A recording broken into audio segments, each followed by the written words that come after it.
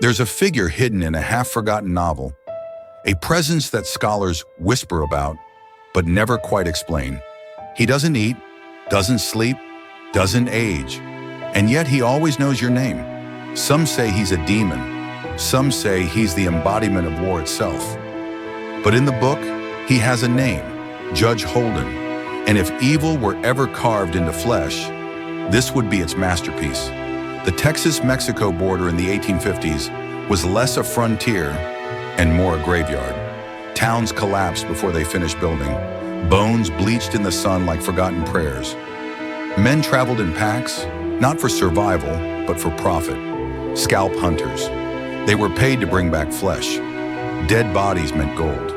Among them was one who didn't hunt for bounty, but for something else, something older, something darker. He wasn't chasing blood. He was studying it. When he arrived, conversations died mid-sentence. Laughter froze.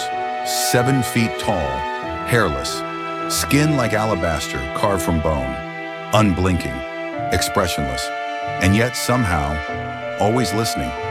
There was no story of his beginning, no place he claimed as home, no family, no age, no trace. People gave him space, not out of respect, but like sailors steering clear of a whirlpool. He had gravity, a presence that pulled silence toward him. He didn't enter rooms. Rooms surrendered to him. He spoke like a preacher, but his gospel was written in blood. War is the truest form of justice. Peace is the lie the weak tell themselves. In the judge's world, morality was weakness.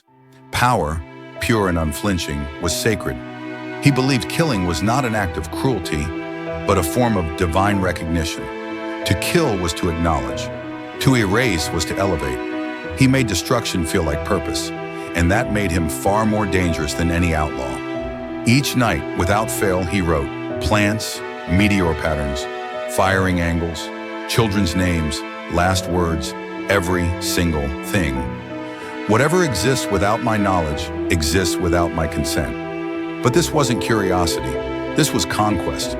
A mind that didn't just want to understand the world, it wanted to claim it, line by line, breath by breath. The ledger wasn't a diary, it was an invasion. Nothing around him lived easily. Coyotes vanished. Birdsong died when he walked by. The wind itself seemed to change direction. The men he traveled with, mercenaries, killers, whispered that he never slept, that wounds never found him, that he was always clean, even after battle. No blood on his skin, no sweat on his brow. They began to suspect the truth. He wasn't with them. He was watching them, as if they were animals in a lab, and he was the scientist. Years pass. The gang is gone, their violence swallowed by dust. But one survives, a boy they called the Kid, now grown, changed, haunted by memories no one else remembers. And one day he finds him again. Inside a saloon, dark and quiet, a piano missing keys, a single lantern swaying, and in the corner, unchanged, unaged, unblinking, the same voice, soft and final. He will never die. McCarthy never tells us what happens next, only that the judge is still dancing. So what is Judge Holden? A ghost? A demon? An ancient god with no altar? Or something much worse? A thought. The belief that violence is natural, that control is holy, that logic and brutality belong in the same breath. He has no horns, no claws, just a mind sharpened into a scalpel, a smile carved from silence, and a ledger still filling itself.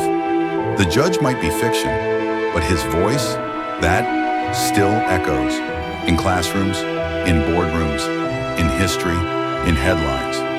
Because the scariest evil doesn't growl, it reasons. If this disturbed you, you're not alone. Here at Chronicara, we uncover the truths buried in myth, fiction, and history. The stories that still haunt us. Subscribe, like, and follow us deeper into the dark.